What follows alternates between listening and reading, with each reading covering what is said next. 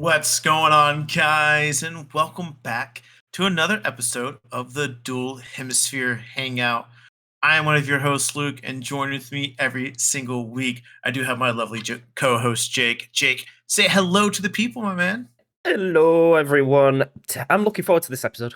Um, it's Yeah, it, it's a good one. It's a trip down memory yeah, lane. It's a very yeah. good trip down memory lane. As duly suggested by Luke, the best podcast idea between us. I was going to say the best podcast person alive, but the best one of us too. Yes. So what are we doing, Luke? What are we doing? Yeah. Yeah, so we're gonna take a trip down a little bit memory lane. We're gonna talk about video game trailers. I know. I was just thinking about. I was thinking about it a little bit ago because I was watching. I don't know why I thought about it, but something about trailers just hit me. I don't know if I saw something or maybe I was thinking back about like how hyped I used to get for games when a cool trailer would show off at E3, and so I thought it'd be cool to take a trip down memory lane, show us some of our favorite video game trailers. But before we kind of like dive into it and talk about like the importance of like why we like these trailers specifically, the importance of game trailers now versus then. Because I'm gonna be honest with you. I cannot tell you the last time I clicked on a trailer before I bought a game. I just kind of knew what the game was about. I saw gameplay and I'm like, click. But back in the day, if I saw a trailer, that would get me hyped for about 6 months before this game came out. So I guess I'll throw the question to you, Jake. Do you think trailers are still important, like for games? Do you feel like they've gone down in quality, or or were you never like really big into game trailers at all? You always got the game. You knew right off the bat that game is something that you were going to play. No, I definitely relied on game trailers to like navigate my way through the market. I don't Okay. think they're as important now. I think they're used in a bit of a different way. We don't really see them on TV anymore. One, because like they No. usually have to like moderate the violence, and a lot of the games that Yes. I play are like Peggy 18s, so you're never Mhm. really going to see them on TV, I guess. Yeah. Um, the way I see game trailers used now is the way I use them. You're just scrolling through the store. I Hmm. think the cover art is more of a grab than Yeah. the like a trailer itself. The cover art brings you in, and then you start reading the description, and then usually on the PlayStation Store, you skip to the trailer bit, and it's like, okay, let me watch like a minute or so of gameplay and see if I actually like this. Um, I think the main reason why trailers have died really is because I think the content creation and the streaming side of things have really picked up. So instead of them wasting budget on usually put pre-rendered, it's not usually gameplay. They have to pay someone to render the video out and make all the models Hmm. and stuff. They'll just pay a streamer to play the game early, and it's like, there's Yeah. our trailer. It's nice and done.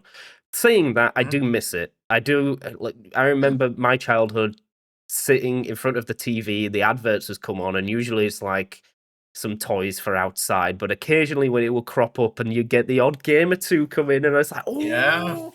And then I remember you go screaming to you like, Mom, look at the TV. I want Hmm. this for Christmas. Yeah. No, that's um, true. they were so hype. They did a really good Yeah. job as well. I think the gaming industry was just following on from the movie industry. I guess it's like Yeah. it's the best way of marketing digital content in that Oh, age. for sure. Oh, for sure. Like the trailers, like back in the day, man, there was something else. Like you said, there were a lot of cinematic stuff, and you would see them on TV. I mean, I remember, like when I was a teenager, young adult, like 12 going through about 18 every year, there'd be a new Call of Duty trailer with a bunch of celebrities getting ready, or someone, or the football players getting ready for the new Madden, and American football players, and then the actual football players getting ready for FIFA and stuff like that. I mean, Yep. when Messi was on the cover for about 10 years straight. But it is one of those things where like trailers were like really hyping. Yeah, like you said, now I'm gonna be real. I don't really be watching trailers unless I'm wanting to know if I want to buy a game, like if it's like on sale or if I'm scrolling like Steam. Like usually when I buy a game, I kind of know like what I want. Like I'll use, for example, like Assassin's Creed Shadows. I saw someone playing the gameplay of it, and I was like, that looks good to me. I'll get it. Or, when I talk like Pokemon, yeah, we get little like small little trailers for like Pokemon previews, but we're not like hyped for like what the fuck's on this trailer? Where's the Pokemon at? You know what I'm saying? Like we're not like looking at it from like, oh my gosh, we're gonna get it, because we already know right out the gate we're gonna be getting like Pokemon's Legends ZA. You know what I mean? Um, and so I think the art of the gaming trailer has died down, because a lot of these trailers that I have, a lot of them are, from E3. And I think Yeah. to be fair, even E3 is dead, but they have replaced it with the Summer Games Fest, which is a pretty big thing. And I think a lot of people do watch it, and there's a lot of trailers there as well to get people excited. But they're like not full blown like 3 minute like cinematic trailers. These are like 30-second snippets. Like I remember like Mortal Kombat 1 getting announced, and it was just Liu Kang, a fire dragon, and the number one. And everyone's like, "Oh my gosh, it's a new Mortal Kombat." Or for example, when Elden Ring Shadow of the Erdtree, I think it was like a 30-second teaser trailer Yep. or something like that. Like these trailers used to be like 2 or 3 minutes, and you would sit there and you'd be like, "Oh my gosh, this is actually happening." And so yeah, I definitely think the art of the trailer is in the year 2025 is clearly not as important, and not where they're putting their budget. Like you said, I think a lot of it goes to streamers, content creators, getting the word out that way, showing early access gameplay. Because to be fair, I think now gamers, again, I think the cool thing about it now is the target audience for video games has gotten older. Like, yes, there's obviously kid games and stuff like that. But like we're getting older with each every year. And what we probably care about the most now as adults that have adult money that have to pay bills and stuff like that, we want to see what this game looks like and what it plays like. We don't want to know how hype it is. I don't, me personally, I don't need to see a really cool trailer of Yasuke and Naue like talking about like killing this assassin or something like that to get me to want to buy Assassin's Creed Shadows. I want to see the gameplay of it, and if that's what I want to dive in my money for. So I think it's also shifted with us in age. Because I think I can speak for you as well, Jake, a little bit on this one. I don't think we are really analyzing trailers. Oh, that looks really cool. We're like, okay, is this game like? Am I going to enjoy playing this game? Do you Do remember, I want to? like, that's just like sprung like a memory in my mind of, do you remember like when a new game came out or when E3 hit, Mhm, all YouTube was people playing trailers in 0.25 mhm. speed and then breaking down pixel by pixel what we've Yeah, just seen, and like, is there any mhm, hidden messages? Like, that's what yeah, YouTube became. It was like, look at all these mhm, trailers, and it's like, okay, this is one that I like. Let's try and find out as much as possible of what they've, because they were really smart with the trailers. Pokemon is definitely one of yeah, them. They put big everything in time. plain sight. They put it in the Yeah, previous game, and then you come back. It's like, mhm. oh, that's what that meant. There Um, it is. Okay. but no, that just like pinged a memory of basically like as soon Yeah, as a trailer came out or the FIFA came out or Call of Duty. it's the Call of Easter Duty was eggs, a man. big one. It was like, Yeah. where is every? They would sit there and they would look at every pixel on the screen, and then Mhm. you literally have like, well, it was always the 10-minute rule, right? Because the 10-minute rule got you Yeah. ads, and the ads would make you money. Yes. You'd be dragging Yeah. out that video, going really slow, going, "There's nothing in this one." That Oh, that could be something. Oh my gosh, do you see that little jetpack? I wonder if we're gonna have jetpacks to Yeah. help us, do boosted jumps now. So instead of double jumps, we can do triple jumps with our jetpack. But yeah, no, I get that, and that's true. Like, that was an art form. I remember people breaking down little things like in the Assassin's Creed trailers and things like that, trying to find little gameplay things.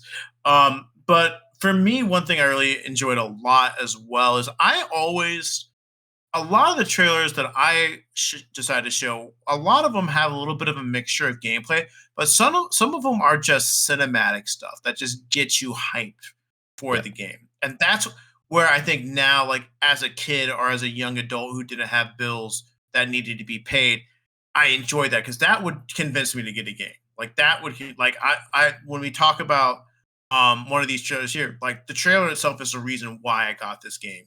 And at the end of the day, the game kind of washed out for me pretty quickly because it wasn't exactly what I thought the game was going to be.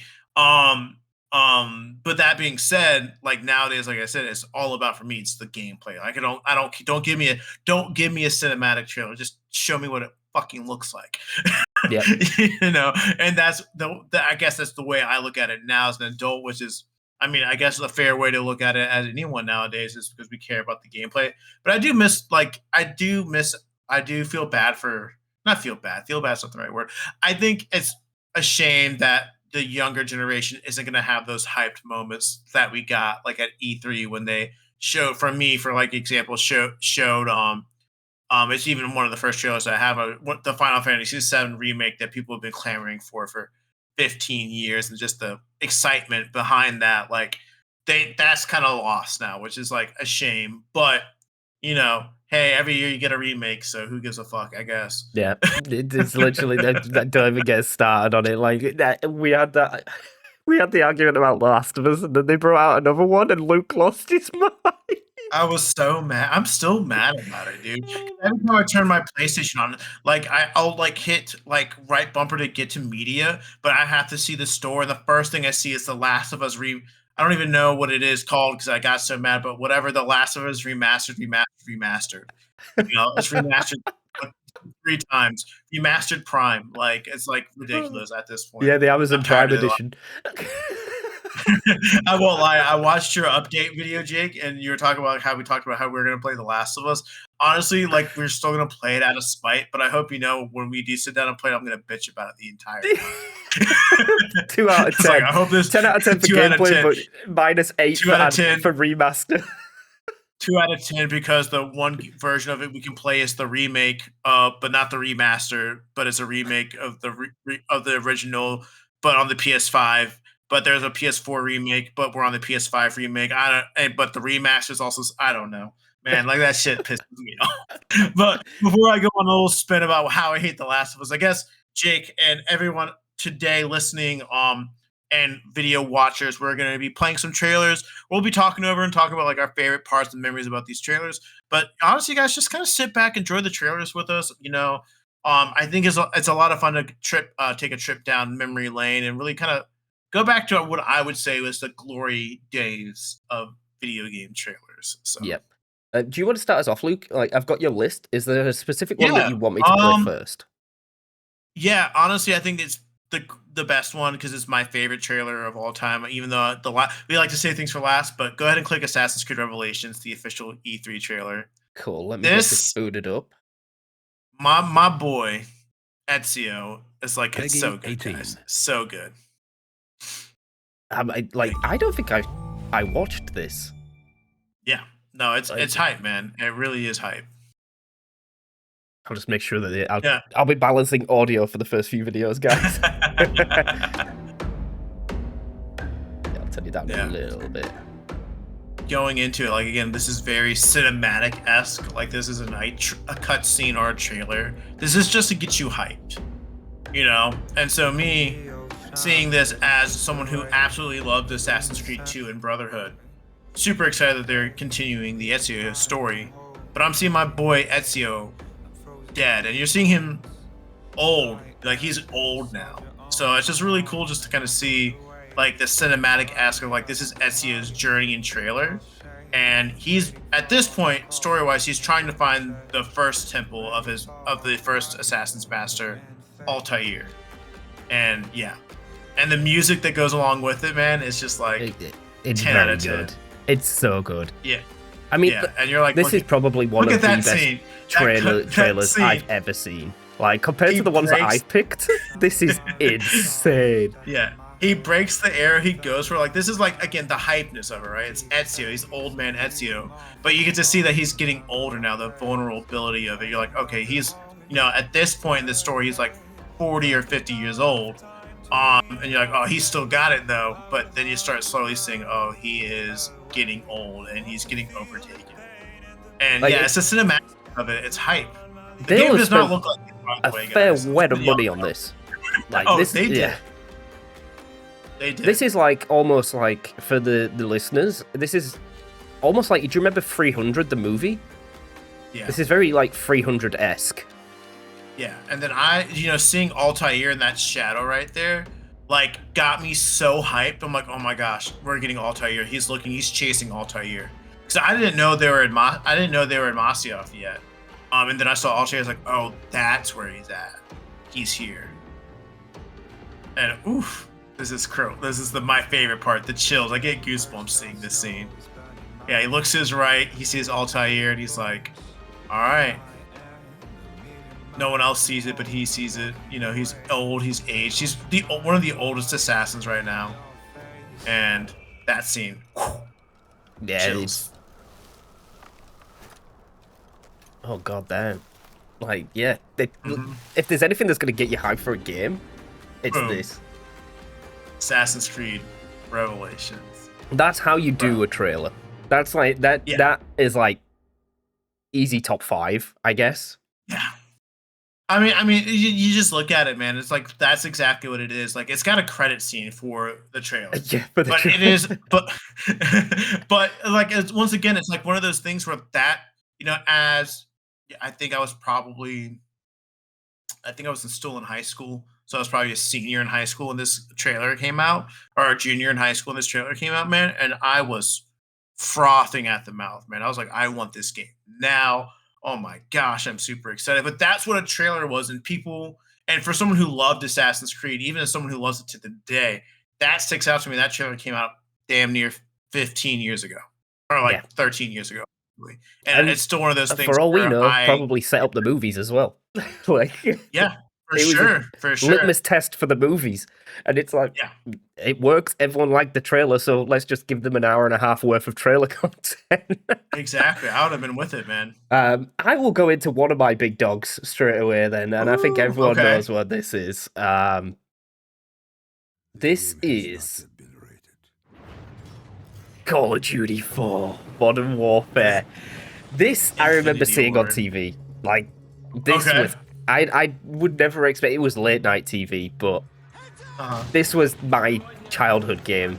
I spent hours upon hours of this game, and it just goes to show like the difference in trailers, because this is like rendered in game. It's not actual gameplay footage, but it's using the game's engine, which you can tell back Yeah. then was not fantastic. You could see the I mean, polygons on the faces. this is COD 4, so it's like this is the big boy. 2007. Yeah, this is Yeah. the one, the one. Mm-hmm. And then comparing it to the Assassin's Creed one, which is like full movie 4K, Mm-hmm. 4K even back then. Like, Yeah. it shows a difference in trailers, I guess. And this one, I don't know what it was, because Call of Duty wasn't big. Call of Duty 3 was not big. Like, No, it wasn't. there was something that just hit that I don't know why. But that was the first like break that Call of Duty had, Mm-hmm. and then it became the empire that it now is. Yeah. Yeah, this is before the celebrity trailers that would be in the trailers. This is exactly it. This is the birthplace of it all. And yeah, Call of Duty, man. It's man, what a nostalgia trip. And then But look yeah, at this. that's perfect. You have to go to a website to get to the extended unrated version. Yeah, where they're shooting people dead. But yeah, Yeah. like that's literally what it is. It's cool though because it's like they at that time were like, hey, we'll give them gameplay, but we'll try to make a. It's kind of like YouTubers trying to do a let's play, right? Like trying to get the perfect angles because it's in there. It's in the engine. They're not. Some of them are cutscenes, but a lot of it is gameplay, and it's super cool. Like they're two different trailers right there. Like it's exactly what you would see on TV to get someone excited for the game versus what I just showed you guys, which was a very cinematic trailer. Yeah, but So for the next, yeah, go ahead, Jake. oh, it's okay. I was just going to say that like you hit the nail on the head, and it's like that. I think those were the two behemoths of Hmm. gaming trailers that I could see, and then the rest of mine are just like I've gone for ones that have like inspired me to buy the game. And Yeah, then same. there's one that has a very like special significance, which it's a really rubbish trailer, but it has a massive significance. That's fair. So I guess we'll go straight down to the next one, the Final Fantasy VII Cool. E3. This I remember sitting in my bedroom on Discord with my friend Sharif watching this and losing my absolute shit. when I hear it. So they're this is Final Fantasy VII. This is literally them announcing all this stuff, and we have no idea what it is. We're like, okay, I think this is Midgar. I like to me seeing this, I'm like, oh, this. I feel like it's a Final Fantasy VII game, and then I start seeing little things here and there because for everyone else, Final Fantasy VII has not been seen really nicely since the movie came out, which was like 10 years ago. Because Final Fantasy VII was a PS1 game, nothing but polygons. And yeah, and then we're like, oh shit, and we see Nojima, and we're like, uh oh, we know it's a Final Fantasy. Did they do it? And then you start seeing the little flowers, and you're like, oh shit. Oh, and then you see the reactors, and you're like, oh shit, we're in Midgar. And then you see Nomura, and you're like, oh my gosh. And these are for people who love Final Fantasy. Like this is the shit that gets people hyped. And yep, now you see the Sector 7 slums, and you're like, oh shit, this is it. But for people who do not know, or maybe have not known, you see one little glimpse of someone walking, and it's the going along with that, and then all you see is you start seeing it a little bit more, and there you go. There's a sword. You see the Buster fucking sword, and then you see Cloud, and then it's, yep, we got five. They did it. They gave us what we wanted. They gave us Final Fantasy VII Remake. And to be fair, this game, I think the trailer said what, 2015, right? Let me have a look. Yeah, 2015. Yeah. 9 We did years not get ago. this game till we didn't get this game till 2020. We had this trailer to get us ready for 5 years, man.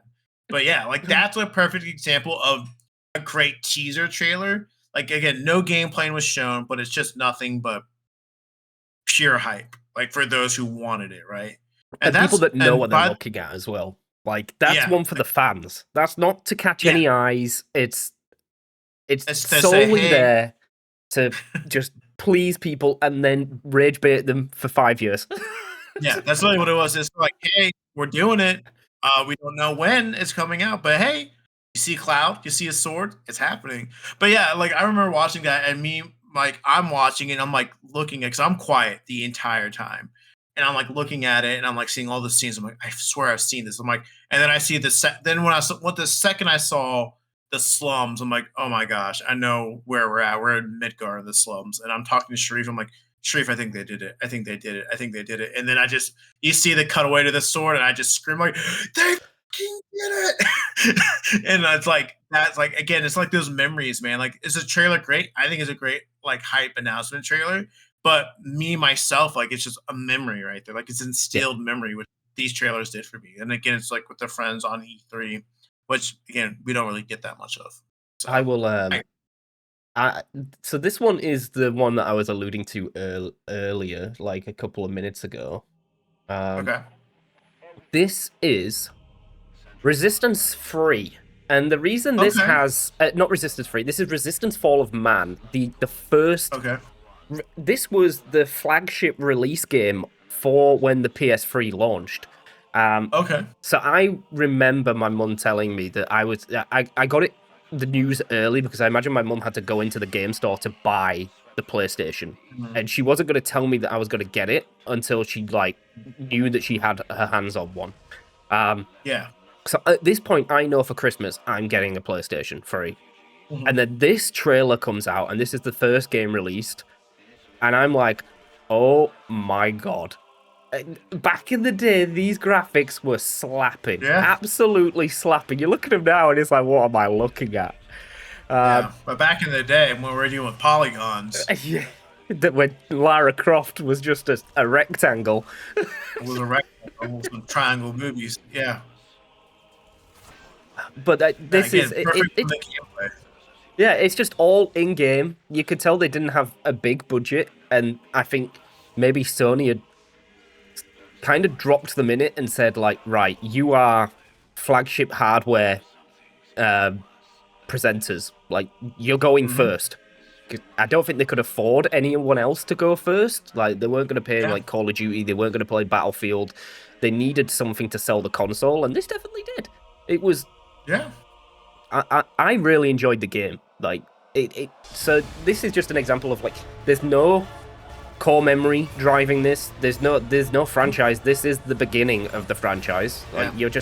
you're relying on cool gameplay, and I don't think we'd ever seen properly like this in terms of 3D, like humans versus aliens. Like there was definitely some PS2 games in there that probably didn't do it as well as Resistance, but I think that has a core memory of when my mum told me that screen right there where it just says PlayStation 3. I was like, yo, it's finally real. Like the PlayStation 3 is here, and my little PS2 blowing in the background. It's like, don't forget about me. Out the window. Yeet. Out the window. Yeet. Exactly. All right. So this next one, this was a little bit longer, so you can kind of jump through. You can kind of let it go, and we'll just chat over it. This is the game I was telling you about, where the trailer got me so excited for this game. And Jake, I don't know if you ever played this game, but it is so good. The trailer. That is like, if this game can actually play like the trailer says, it'll be amazing. Are we going with Tom Clancy? Yeah, that's it. Tom Clancy right there. Let's go. Let's get it on. It's exciting. And this is the one with the music, by the way. Yeah, that's long. Cool. I think we'll be okay. Like, as long as we just keep chatting over it. We're trying to avoid copyright, boys and girls. Yes. I've got it set fairly low. Yeah, but for everyone like who's not listening, like this is Ghost Recon. This is the first Ghost Recon in a really long time, by the way. By the time this is announced, we haven't gotten a Ghost Recon for, I guess at the time, the current generation of consoles at that time, because it was just that was it. We haven't gotten a Ghost Recon in a really long time, and so we got this, and we're like, okay, so I think we were like looking at, we saw Ubisoft, we're like, all right, we don't think it's Splinter Cell. Like, is it Ghost Recon? Is it Ghost Recon? And then yeah, we hear Ghost Recon, and then the blood drops, and then you just hear the music, and it's just like, all right, this is sick. And this is cool as well because they specifically state this is pre-alpha footage, so like this is it looks good. Yeah, and it looks really good, and so like you see it, and so Ghost Recon was this game was all about setting up, hey, it's you're gonna take you and your 3 buddies, and you're going to take down this cartel together, and you guys get to choose how you want to take care of it. So this trailer is really showing you the different operations that you can do it. So, you know, for example, right now, they're like scoping it out with the sniper. Like, all right, we're going to play from there. We're going to stop these guys. We're looking for a target. They see the target, and they literally just take them out. You know, easy peasy. We're like, all right, easy peasy. Hey, we're going to do the raid, bust the raid down. But, like, it's a cool thing because, like, they're really selling you on this co-op like aspect of it, which is really, really cool and really, really sick.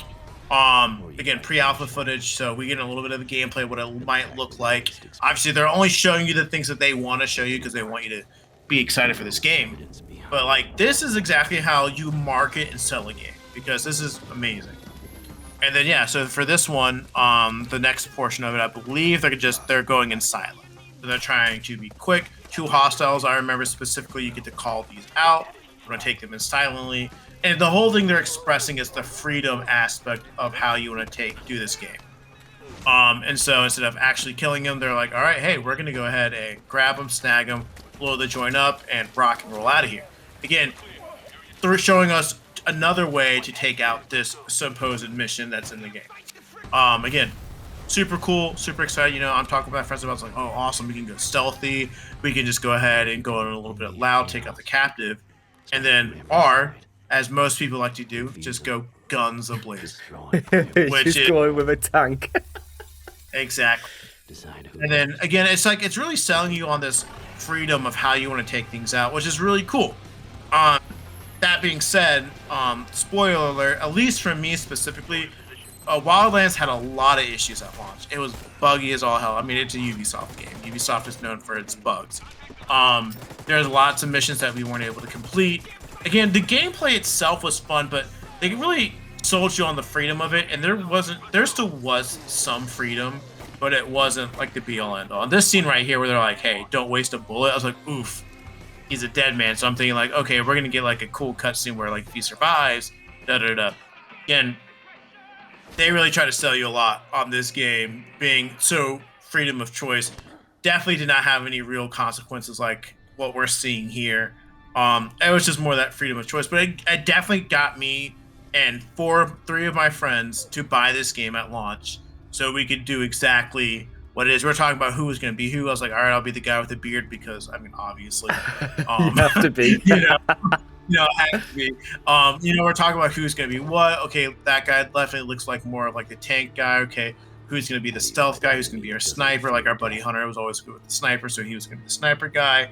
Our friend Chris was going to be the guy who just fucks shit up, and then Mason was the guy who would just do whatever like we needed to do at the time.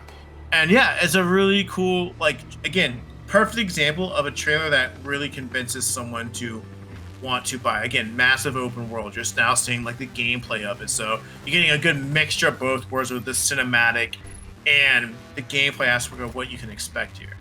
It's a perfect show off of a game. Like it encapsulates like what 20 the era between like 2010 and 2000 and I'd say 19, which is where they really put a lot. Marketing was everything. Your game sales depended on getting a good slot at E3 or catching everyone's. Like E3 was such a good concept. Like we have like the Nintendo Directs and stuff, which Nintendo Direct is just a showcase. There is obviously you have the specific slots, you have the openers, you have like the sneaky one that they put in the middle that's like there to catch you off guard, and then you have the closer. E3 was just a free for all of like we have got 4, 5, maybe 6 minutes to absolutely destroy someone's mind. Like, and if we don't capture people's minds, then they're not going to buy the game. I remember, like, E3 was the showcase. That's what games you are going to play next year. And your purchases were decided then. Like, then and there. Yeah, I mean, E3 wasn't it. I mean, I just remember, like, E3 was such a big thing, specifically, like, for me, was really getting into gaming and gaming culture around that, like, 2013 on period where I was really into like the trailers and the games, and like listening to all these game news channels and watching all these let's plays and stuff like that. So like for me, I was like super into it. And yeah, I remember there was the Ubisoft presentation, and it was near the end. We're like, all right, we're gonna get something soon. I was like, we've seen. I think we saw like an Assassin's Creed at this point. We saw something else. I'm like, you know what? We've got. I think Siege was already out at this point. So we're like, well, Tom Clancy's got to make an appearance. There's not much else. And we're like, all right. It's like, wouldn't it be so cool if we finally got a Ghost Recon? Because again, at that point, I don't think we had a Ghost Recon since PS3 era. And so yeah, like you said, it was like like they gave this the closing part of the Ubisoft presentation. So people who were watching it, that was fresh in their mind. And if I'm not mistaken, I believe Wildlands did really, really well. Yeah. Like sales wise. And I think the game ended up fixing itself eventually. And then they had like another sequel come out a couple years back, which I never played because again, Wildlands left a bittersweet taste in my mouth because it was so buggy at launch, which it sucks. But it was such a cool concept. But it made me give them $60. Like it was pre-ordered. We were on it day one. We were playing it. We were walking through it. We were talking like we were talking about this game for the year up. Like Ivy was like, all right, Hunter, 2 months, we got it. Up, Hunter, 2 weeks. Talking about like the hype. Keep your weekend free. Cancel your soccer game. Cancel your baseball game. Literally, I remember I called. I was like, "Are we calling?" I was like, "Are we calling out on Friday when this game drops?" She's like, "No." I was like, "All right." I was like, "Just be prepared. Get your energy drinks. We're staying up." Yeah. And the all-nighters. That was the all-nighters. Yeah, exactly. But that's the thing that these trailers did. They got you hyped for it. But again, we don't really get to see that much anymore. So. Saying that, I've got an E3 trailer that definitely got me to spend. Ooh, that PS3 logo though. I know. Let me rewind it for the people. Oh, it's so good. That's so nice. Golden age. Yeah. This is Killzone 3, and I'd never really. This is the last Killzone, right? Or was there another one? No, there is another one after this. It's Shadowfall. But this was one of the trailers that got me to spend a lot of money, because I played 3 and then I went back and got the other 2, and then I went and bought Shadowfall as well after this. And it's the power of like a trailer, I guess, and its positioning that you can get someone invested in a franchise from just what this is about 2 minutes worth of content. and it earned the company like $200-$300. Like Mhm. it's a big investment. This is more like in-game again, showing you what at this point Killzone had become like flagship PlayStation. It Yeah. was one of the like best exclusive. To be honest, it It struggled was one because I of think the one of the best exclusive, but it struggles because I think it's like it's almost slight comparison to Halo, and yeah. Halo was a behemoth, man. Like there was Oh no yeah, for touching sure. behemoth. Yeah, for sure. Like the online play for this wasn't fantastic. I did enjoy it a lot though. I put hundreds of hours in with the little sniper because Uh-huh. this was similar to Battlefield, which I've got coming up in a following Yeah. trailer. There was like massive. Well, you called it massive multiplayer, but it was like Mhm. 48 players. It's not what it is now, where it's like 200 players A minimum. room, yeah. Um, Yeah. but it also it did a very good thing of these little fucking fast bots as well, man. 2011, February Yeah. 2011. Oh my god, I'm Yeah. old. Look at the 13, 14 years PlayStation. ago. Not that thick boy. Well, actually, that's the thin boy. That's not the thick boy. That's the thin boy. Uh, but yeah, I don't know, for that game was Mm, one of my first E3 purchases. I can just yeah. what I will do is I'll just skip a well I'll throw you this one in as well Yeah. because it's like Of it's back course. to back. So this one Mhm. was my second like E3 purchase. It is obviously EA. It's Yeah. winner of apparently 60 industry awards. Well, to be fair, this is Battlefield 3. It is Battlefield 3. And It, and Battlefield 3 was easily could have been a Call of Duty killer. it Because was good there. In fact, lord, it was. I think it It was. was, I it spent. was more people played Battlefield 3. Can't remember which one was out at this time. I don't know if this was the same time Black Ops came out, I but think it was. one Yeah. of the others. This is like people you either had people who played Battlefield and Call of Duty, but the thing that that made Battlefield separate was I'm not sure if they'll show it in this trailer, but the fact that you can actually fly planes.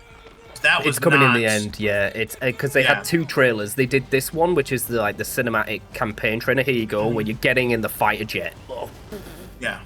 Boom. And then they had like the multiplayer trailer that followed directly after, which was like, Uh-huh. okay, this is what you can actually do with other people online. And then they Mhm. started releasing like it's 128 players on console and like 200 Which is players the on most at that PC. time, yeah. Yeah, you couldn't get any like the sense of scale that Battlefield had back then compared to like now. There was not even Yeah, anything close to yeah, open world destruction. I mean, coming off Bad Company 2 as well. Bad Company got like look at yeah. this 2011. Oh my days. Um, Mhm. Bad Company 2 definitely got the ball rolling, but it was a late bloomer. Yeah, It was definitely a late bloomer. yeah. It didn't peak. Uh, I Mhm. don't. I think definitely Battlefield benefited from Call of Duty. COD 4 blew up, and then COD 4 got a bit like stale, and Yeah. then everyone was like, "Okay, well, let's have a look at other shooter games within the Mhm. online games." And then Bad Company 2 was just phenomenal game, but I didn't throw the trailer in because I didn't buy it because I saw the trailer Yeah, or I wasn't sold on yeah, the yeah. trailer. I You came got it from because everyone was playing it at the time because it was yeah. so cool.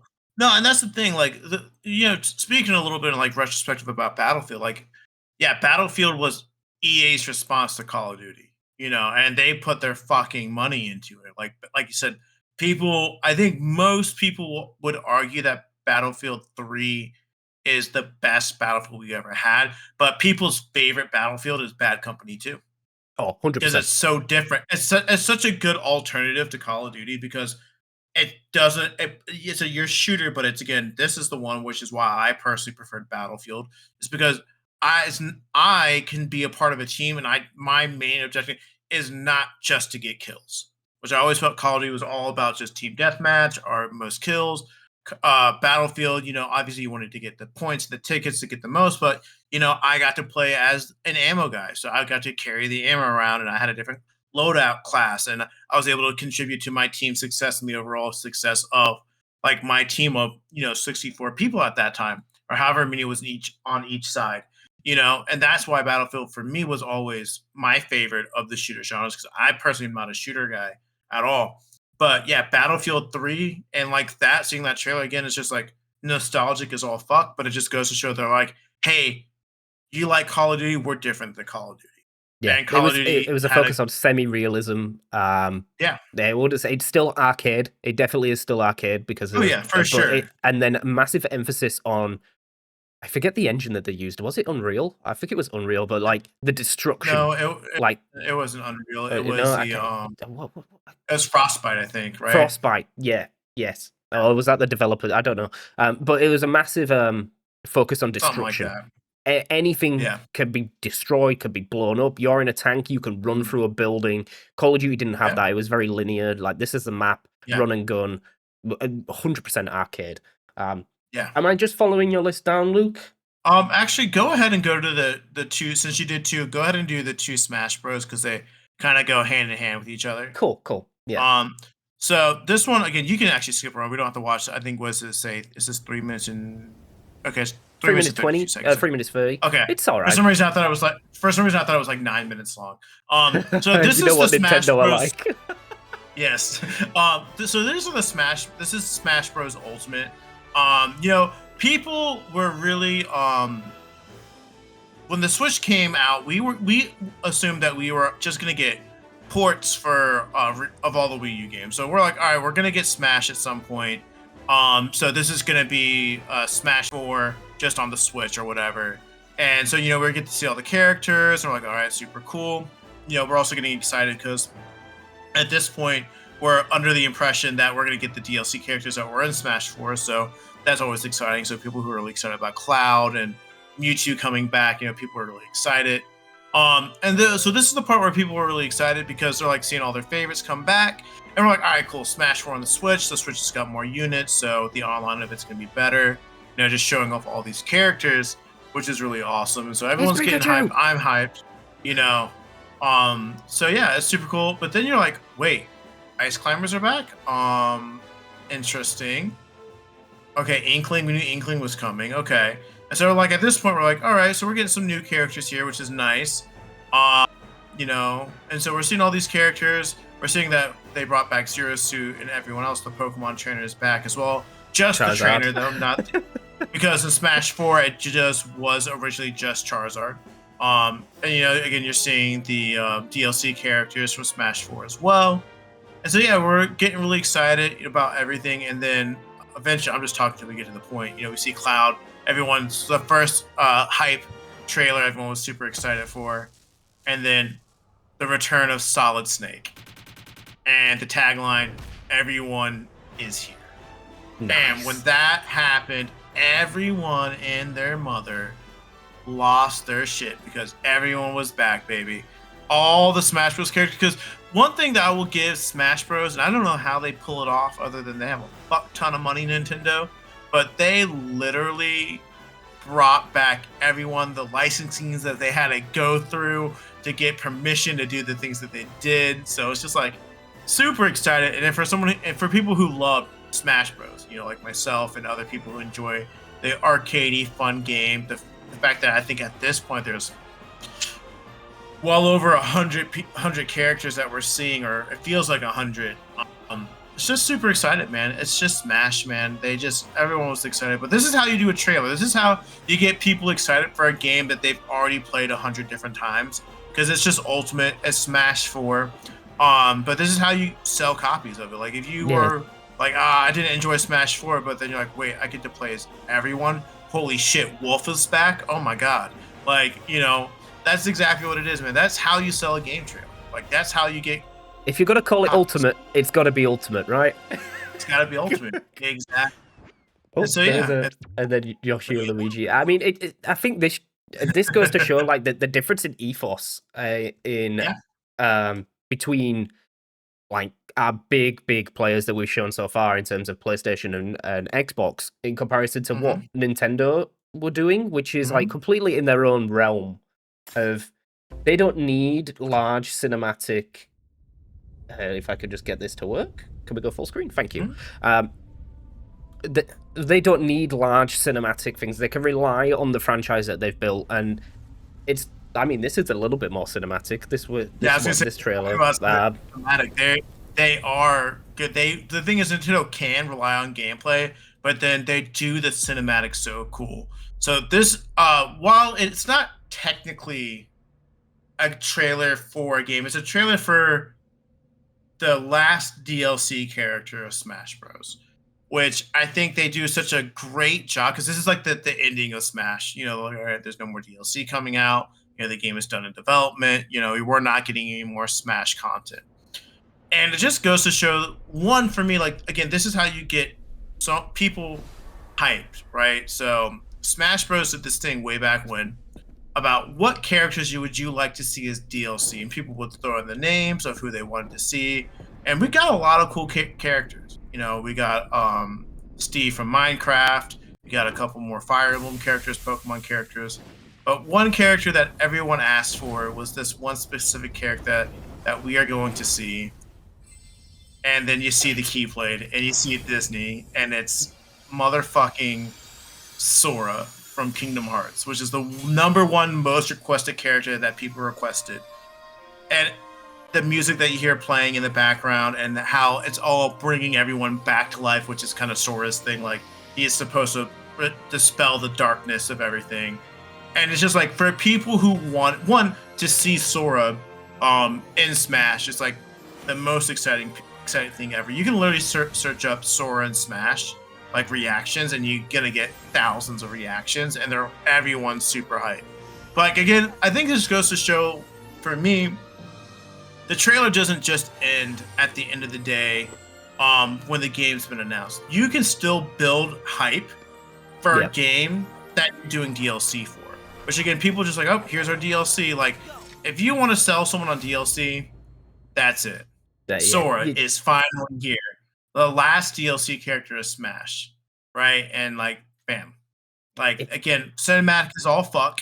Like, they put all the big production budget in there, but it just goes to show, like, the importance of it, because if they're like, hey, Sora's here, people would be like, all right, cool. We'll get it, but like, now, like, they got that hype again. They gave it the justice it deserved, and I think at that point it was the most purchased DLC ever. I just remember seeing them like, well, when's it out? Is it out now? Nope. Okay, a week. Okay. Yeah, you know, cool. You got me.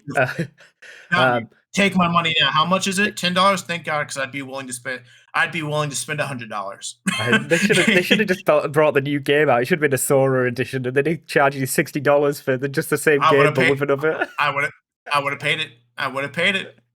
But yeah, it goes to show like the difference in ethos in the way Nintendo do things and the way they structure their directs and compared to E3. It's not a direct competition. It's more, like I said earlier, it's a massive showcase of what the console. It's all about Nintendo and the console that the games are built around. In the opposite terms, it's all about in E3 how much the game can push the console. Like this is what we're getting out of what we've been given, while Nintendo are all overlord. Like, this is what we're giving you. Be thankful. That being said, I am going to transition back to PlayStation Xbox for probably the most revolutionary game of all time. It captured everyone by storm. It was the best game ever, and I don't care. We're getting it back this year, Luke. Skate 4's coming back. This is the original Skate, and this is goodness. It epitomizes skating culture in one trailer. There's nothing else going on. Just one guy skating with some old school tunes on, and just the sound of the board hitting the concrete and hitting the rail and the grind. They nailed everything. They didn't showcase any like controls before they released like the flick stick, because obviously with Tony Hawk you were using buttons and you had to do combos, while EA had the perfect idea of, let's emulate your front foot of skating on an analog stick. Let's make you do the foot movement on the analog stick. It was just raw gameplay, nothing going on, no advertisements, no like placement, no explosions, no like, wow, look at us. It was just pure skating content, and I think this even captured like a lot of people were skaters back in the day. It was a whole scene. It was a whole everyone has a scene. skater. Um, but yeah, But yeah, 2007, like when yeah, that came out, and it just dropped. There was no yeah, like build up, like it's coming. It's just, do you like skating? Yeah, here you yeah, go. And it was a yeah. big And what? fingers up to Tony Hawk. Yeah, it was, and that's the crazy thing about it because skate was the cool thing about skate is like it wasn't even like yeah the trailer dropped and people were excited for a new skateboarding game, but I just remember skate just being like a thing that no one knew about until someone played it. Like, Yep. I remember, like, going to a friend's house and like, "Hey, I'm playing Skate." I'm like, "What's that?" It's like a knockoff Tony Hawk. They're like, "It's better." And I'm like, "Better? How?" And they're like, "Yo, you don't press buttons. You flick the analog stick to do your kick flips." I'm like, "What? Give me pass the sticks now." You know? And it's like, yeah, and it just goes to the revolution of like EA again playing to a different audience because at that point in time, you've think 2007, we've gotten both the undergrounds. I think we're probably right around like the era of like Tony Hawk Project 8, I think, I had, yeah, which again, definitely, because I had that. It was I, yeah, it cool. wasn't the best one. It wasn't the best one.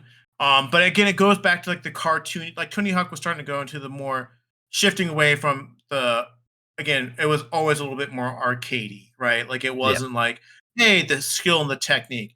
And again, one thing that EA always does well is that it did well when it was trying to like have its own thing was we are going to be different for the competition. They're like, yes, it's a skateboarding game, but this is a skateboarding game that really focuses on the aspect of skaters. Like we're playing to the skate crowd, right? Like you get to customize your skater. You get to buy these specific boards. You get to buy these specific shoes and brands. We're not you're not going to be able to just flip your hit square 4 times to do a quadruple kickflip like whenever you want to. Like you literally have to flick the stick in the right motion, shift in a certain way to hit your grind. Like, but Yep. it looks like actual skateboarding. Again, EA giving us a skateboarding simulator like it did with so many of the other sports at the time, which again, hats off to EA, like EA heyday before they became money Yeah. grubbing bastards. Yeah. Sports. Um, It's in the game. it is the game. It was.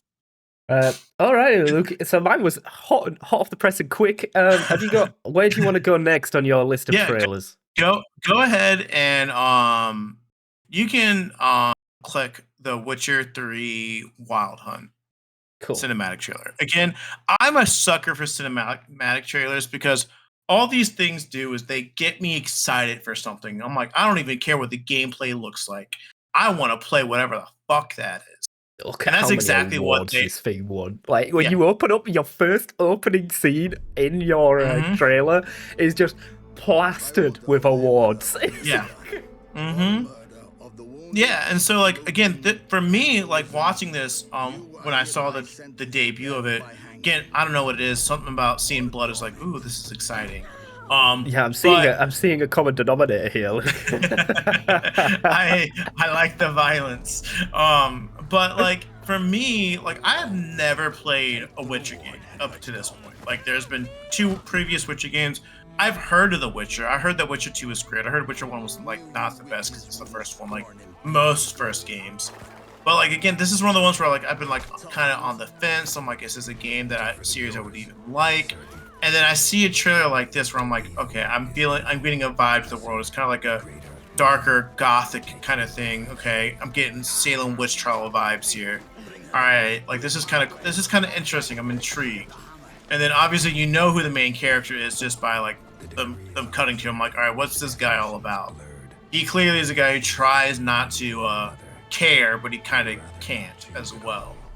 And yeah, and then the eye shot. He's like, all right. And the guy's like telling him like, be quick about it. He's like, okay. And it's just like beautiful. Again, game to get you hyped about something. Like that shot right there, like, ooh, what is that? He can do magic. I thought he was just a sword fighter, you know. And then yeah, it's Straight again into the action. selling you right on the action of what you want to see for a game. I bet people who played the previous Witcher games were super excited by it all. But yeah, it's just really cool. You get the vibe for the character. You're like, all right, you get that this guy's a cool ass fucking character. You get to see that he's kind of cold-hearted, but he also has a good heart as well. And again, the shot of the wolf here, I'm like, oh, that's sick. What a cool way to like emphasize, like, oh, he's willing to kill, and then the wild hunt right at the end, and yeah, talking about killing monsters, and he's not talking about the actual monsters. He's talking about the people who are monsters. I'm like, It's all and so again, deep. and then yeah, and then again, it just sells me again on buying the game, an introduction to a game series. Like you said mentioned about Killzone 3, where you haven't played any of the previous ones, but you see the trailer and you're like, shit, I want to play that. Like they did a good job selling me on whatever this game's going to be. And funnily enough, just kind of like how Tom Clancy's got me to buy the game. I enjoyed Witcher 3. I just never finished it because it was super long and there were certain Yeah. aspects where I'm like trying to get to it, but I probably tried to play Witcher 3 about 6 or 7 different times, and I always I've get got about friends that 20 have or 30. like 100%ed it like 4 times. Yeah, Like yeah, that 20, is their 30%. go-to game. Yeah, it's a great game. There's always been another game that came out that took me away from it. But like again, it just goes to show like the power of a trailer convincing someone who's never played a game, playing the third game in the series where you actually kind of have to know what happened to kind of know what's going on. To be like, I don't know what this is, but I'm gonna play The Witcher 3 because it looks fun and it Yeah. looks cool. Um, I've got 3 very similar trailers. So, do you want Okay. to like pick up another like 1 or 2, and then we can finish on the like very Um, similar ones? Yeah, I guess what we can do is, yeah, we'll go ahead and do the Assassin's Creed one because the Kingdom Hearts 3 one is a longer one, and we can kind of have that on the background as we Yeah, talk we about can it finish. Yeah, before we we can wrap, finish. as we're wrapping up. Yeah. Oh, I've accidentally clicked on another video. Oh god. No. It's all right. Yeah. So once again, I will say this about Ubisoft. They go on their back for these fucking trailers, bro. I remember seeing this trailer at E3 and being like, "Oh, we're getting a pirate game. Super cool." And Is it what? so, What is it? Is it like Pirates of the Caribbean? yeah, this is literally what I said, and I'm like, I have no idea what this game is, because I don't know, and then I see the The fucking flag. assassin symbol, and I'm like, fuck, we about to get a pirate assassin, like what? And yeah, it's just a If cool again, Ubisoft doing its thing by fucking just giving us a gorgeous fucking trailer and then grabbing our attention. Like this makes you want to play the game. Oh, you're a fucking pirate. Like you get to know Blackbeard, excuse the fuck out of me. Oh, he's a badass, dual wielding pistols, dual wielding cutlasses, taking over ships. Like you see it all. You're like, oh, sweet. I'm a pirate. And me, I'm a stickler for my Assassin's Creed. I'm like, all right, well, I'm a pirate. and then That's cool. I like being a pirate. I'm like, okay, there's sea travel, being soothing, and then he sits to this women. line, the women. But then he sits to the line of like, don't ask about his private affairs. And I'm like, oh, now we get into the assassiny shit, and that's where I said, the meme of the guy banging on the desk, holding out his debit card, like that's me, like right there, that scene right there where he lifts his hood up, and I'm like, oh boy, we're a pirate, but we really are an assassin, and he's cool. Look at him. Oh, he's smooth. He's like, come here, and I'm like, yes, and It's so once good. again, Ubisoft and their back. They know how to do trailers, man. They know how to do trailers, and they do it well because again, as someone who was super sour in Assassin's Creed 3, and I'm like, all right, they killed my boy Desmond. I'm not happy. I think I'm done with Assassin's Creed, and they hit me with that. I'm like, well, shit, I'm back in, boys. And to be fair, the trailer matched up with the game because honestly, that game is my second favorite Assassin's Creed ever. Like it's Yeah. neck and neck with Brotherhood because I love Ezio to death. I like Edward a little bit less, but the gameplay of 4 is just so Well, I fucking think there's less amazing. Like, emphasis on the character and more emphasis yeah, on story, which yeah, exactly. they needed to after you said in Assassin's Creed Great. killing off the characters. They needed to bring something back that was just Yeah, outside of the character realm and Mhm. development on the franchise. So Yeah. I've got 3 Pokemon ones in a row. Sorry if you don't like Hey, Pokemon, but this is just like we these like are Pokemon. quintessential. We like Pokemon. The first one is so Nintendo when they did TV trailers were really, really goofy. And I find Yeah. this fun. I really like this one. This I is the don't think I've ever release. seen this. Oh I my don't think I've god. ever seen this. This is the release of Pokemon Colosseum, and I remember seeing this on TV. The reason why I picked this is Why is because this a smile? it's so bad. It's so bad. And this is the high quality version. This is up-res. All Oh new my goodness. adventure. New region. So the reason why I threw this in is because this game made me buy a whole console, and I don't think I played anything else other than this and then Gale of Darkness. Okay. I bought a GameCube for this. Like, I don't know why. I think this was like the first time like 3D Pokemon had been put into a storyline. Yeah. Like there was Pokemon Stadium, which was just battling. that was it. But this had like purpose behind it.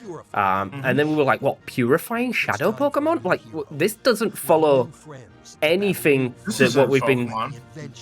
that we've been given in the past, especially as well because it's on a flagship console and it's not on a handheld. I mean, look at Rayquaza, man. But we've all seen the Battle Stadium stuff, which is like complete. Yeah. But I had to throw it in here. It's just, and it's got the goofy voiceover as well. It's got like the full-on American like advertising voice. It's like, welcome to the new adventure of Pokemon. Yeah. Pokemon Colosseum 2004. Like, I don't even know what these are. Oh, there's more trailers. Like this is a more like cinematic one, so showing like a 3D version of Pokemon that we've never ever seen before. Because this was on the release of Ruby Sapphire Emerald, so we're always top down pixel. It's like, what do you mean we can now run around? And then you start seeing all these underground bases. It's like, this is very dark for Pokemon. Usually I'm a 12-year-old just running around an overworld, which is all look at the scenery, look at the architecture, look at the. It's all about going in grass and finding Pokemon in the wild, and then you get this kind of like evil aura of, oh my god, people are stealing Pokemon, and it's just seeing this as a kid, it was super cool. Like it's one of the big jumps in a gaming franchise, going from like I think have you ever seen the first ever Fallout? Because the Fallout was top down, and it was top down like strategy, point and click, semi like. And then they go to like Fallout 2, which is a bit more 3D, and then Fallout 3, which is like, here you go, full open world, story-based, 3D, everything is insane. This is Pokemon's version of that, kind of obviously less epic, but to a Pokemon fan, seeing these legends like in action and not just in a 2D cutscene was really fun for me. Saying that, the next trailer on, because I will scoot through really quick, this is the big boy. This is Pokemon Sword and Shield, but this was the next big jump. This was what Colosseum did back in the day, but now we got the wild area. And this is what Pokemon fans were asking for the longest time. Let me run around and see the Pokemon in the grass. Let me see them in the wild. Plus all of like the stadiums and the Gigantamaxing stuff. And given coming off Sword and Shield, where they told us everything, when this trailer dropped, we didn't know anything. And you're seeing new Pokemon, new gym leaders, the actual mechanic. When the trailer came out, I was so hyped. I went out and bought a Switch for this as well. Another game that sold me a console. Well, I think this game sold a lot of. Well, I mean, it sold a lot of people the console. It sold a lot of Pokemon players the console because now they had to go get it. Like, because they could have easily missed over Pokemon Go. I mean, let's go. But yeah, you see Pokemon, you see this trailer for Pokemon Sword and Shield, and it's just like, what the fuck's going on? And this is the one thing that I will give the Pokemon Company. They do a really good job about really showing and building excitement for their games, because again, we got the same kind of trailer for Scarlet and Violet, which was like super exciting, which has got everyone excited for Scarlet and Violet. But like, man, like the game looks, and again, gets me upset. I'm about to get upset thinking about the graphics that people bitched about Sword and Shield, and then oh my god, it looks amazing here. And then this is the most recent trailer. I mean, we could talk over it because this trailer is fairly long. this is the Pokemon Champions, the most recent trailer in the Pokemon franchise, and I think it was just good to show like the evolution of what is expected of a trailer now. Like we've gone from Pokemon Coliseum, which was like all gameplay, look at us, all brand new, very TV commercial driven, to then the Sword and Shield one, which is more like unveiling all of the new stuff, to then what we got in Champions, which was basically teasing us for about 2-3 minutes, because we're watching this live. I've got a live reaction on my YouTube channel of this, and we don't know what this is until you see this screen, and you're like, what? At this point, we still don't know what it is. It's like, oh, they've just remade Pokemon Battle Stadium. Like it's just a remake. And then you start seeing the Switch, and it's like, hang on, wait, and what's going on here? And then they start mixing the mechanics. It's just it's the perfect way of, I think a trailer needs this, some sort of like anticipation and wonder of what it is, and the timing, which you were saying, like with the Black Flag, it's like it's an art form on how to like bait people for the right amount of time. Like the Black Flag one, they knew that people won't wait what Pokemon fans will wait 2-3 minutes to find out what the name of the thing is. But Ubisoft putting it in the first like 30 seconds, but first like giving you an idea of what's going on, and then just slowly revealing logos, and now you know what it is. Pokemon are just completely different, where they could just keep you rage baited for like minutes. Well, to be honest, if you're watching the direct, it's hours upon hours until you get your 3 minutes of what you actually want. Yeah. No, exactly. And I think it's a beautiful trip down memory lane that you just took us down, Jay. Because, as someone who saw the trailer, well, I couldn't remember, but now seeing that trailer for Coliseum made me remember seeing this on TV and being upset that I did not have a GameCube. Because to this day, I have never played XD Gale or Coliseum. I've seen my friends play it. I've seen a Let's Play, but I have never physically played those games. One, because it's so hard to go back to, because, God, it's fucking rough. I've tried. It's brutal. It's brutal.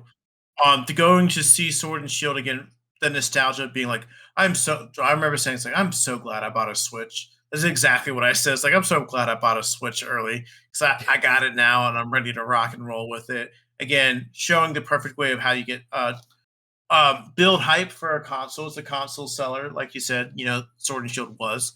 And God, just seeing back to how beautiful the graphics look now to what unfortunately we got with scrolling by. I was like, oh my gosh, I don't want to ever hear anyone talk shit about Sword and Shield ever again. No, even though we were the ones was a talking 10 out of 10.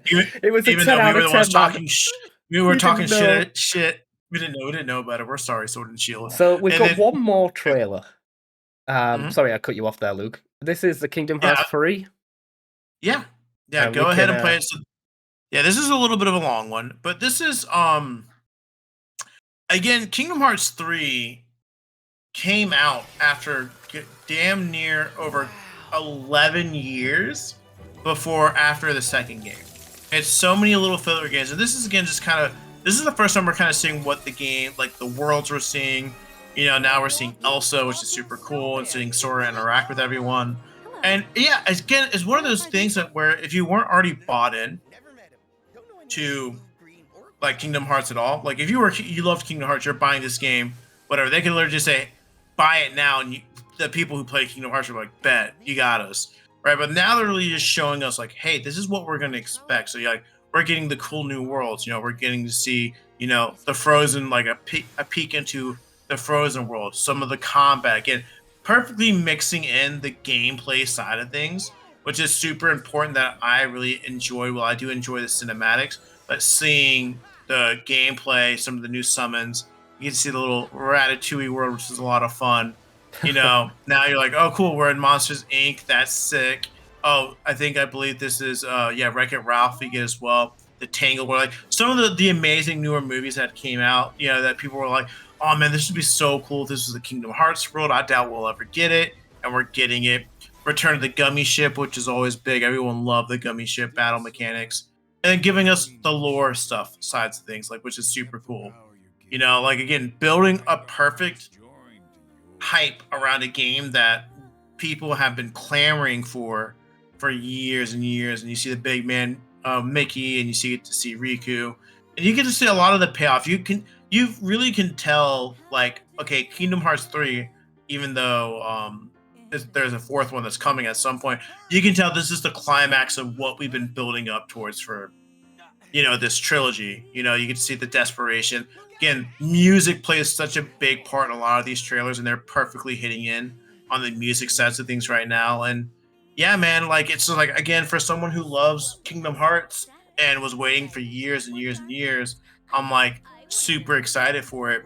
And like seeing this play back is revisiting like the emotions and memories I had once seeing this, and then eventually getting my hands on the game and playing it, which is, I can go on about Kingdom Hearts, the series, all day long, but it's just such a cool reminder, man, of like how well a trailer can do to really just sell people who are already going to get it, and then people who might not get it. You're like, oh my gosh, Elsa's in this, and you're going to get it, and then you really get to see, like, you see this girl right here, and she is one of the heroes in one of the previous games, and now you're like, oh my gosh, she's turned into darkness. What the heck's happened?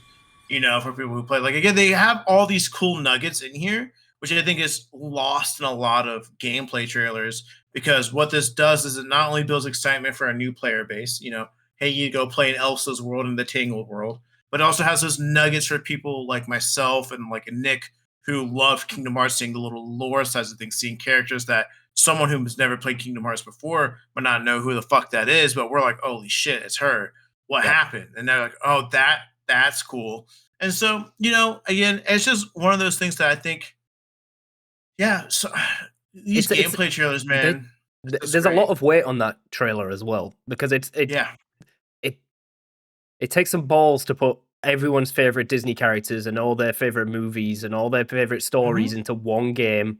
There's a lot of Yeah. expectation there, and you've got to show off the Yeah. right things at the right time, like you said. So it's like Hmm. you've got to get the characters right. Obviously, Elsa was a big one because Frozen was an absolute behemoth in the Huge. in the Disney Yeah. world, and they were probably right to reveal that. But then having to Hmm. slip the nuggets in of because kids are interested now in what happened in the older games. They're going to buy that Yeah. game because they see Elsa, because they see Hercules, because they see Mickey. They're not going to be like, oh, who are these?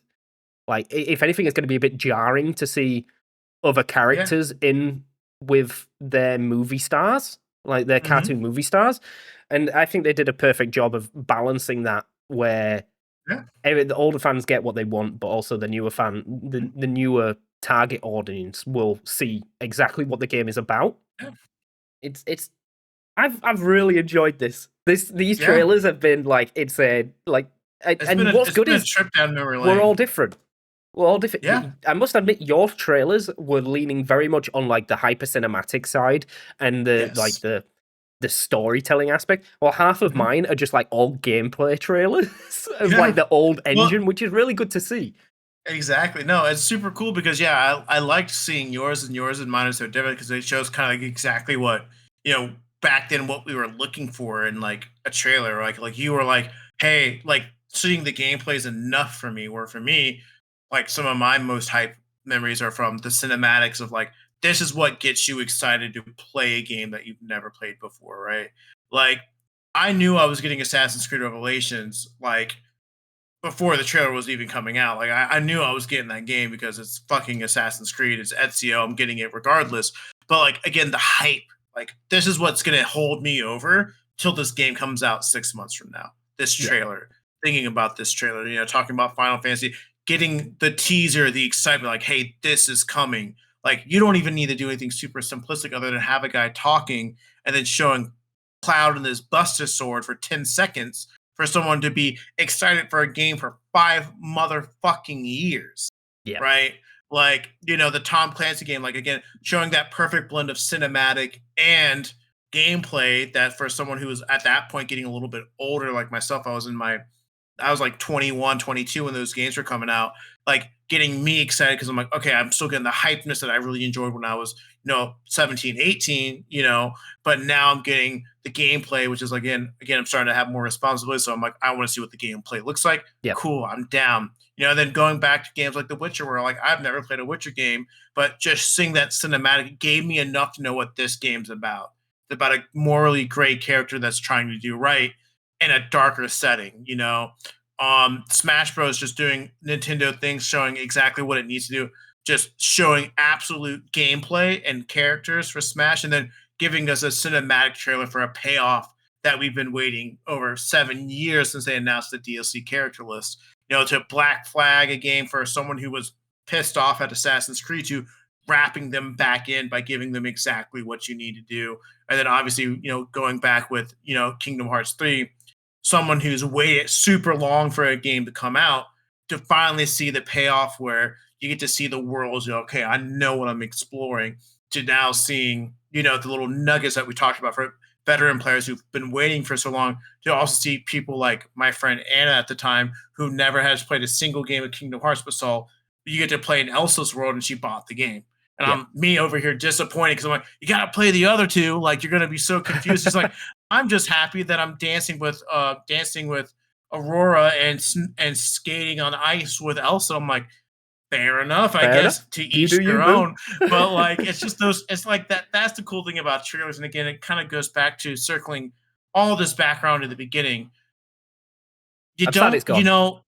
I'm sad it's it's gone. gone. Like, there's not a single game trailer from no later than like 2017, 2018. I think, yeah, I think honestly the earliest the latest gameplay trailer I have is the Sora revealed, which I think came out like in 2021 or Yeah, 2022. and I think most of mine But are like, like circa, barring the champions, which is circa like circa before circa Christ. 2000 circa 08, 09. Yeah, it's literally like With 2011, 2012. Sword and Shield was like 2017, and then the champions yeah. announcement was this year. Like it goes to show that they're all old, nostalgic things Mhm, that don't really exist anymore. That being said, do mhm. you want to wrap us up, Luke? I think we've got to the end of the list, and Yeah. we've done a massive, really good showcase down memory Yeah, lane. no, definitely. I mean, guys, honestly, like, trailers, man, go back and look at back some of your favorite trailers, man. Maybe go look at some of the newer trailers. Maybe we're all wrong, and we should definitely start watching new trailers. Maybe we're completely wrong and off basis. Maybe But that's an honestly, episode. guys, Maybe we just go through the that could next, the, be. the newest trailers, and That we'll could be. evaluate. Woo. But honestly, guys, as always, we greatly appreciate you guys watching and tuning in this week. Sorry for audio listeners, this will be a little bit more video cinematic, so hop over to YouTube if you want to visually see these trailers. That being said, you know, we talk pretty well. We explain things really well. Sometimes you can just close your eyes and see the pictures. But as always, guys, it's been a pleasure. My name's Luke, and that has been my partner, Jake. And we will see you guys on the next episode. Bye bye.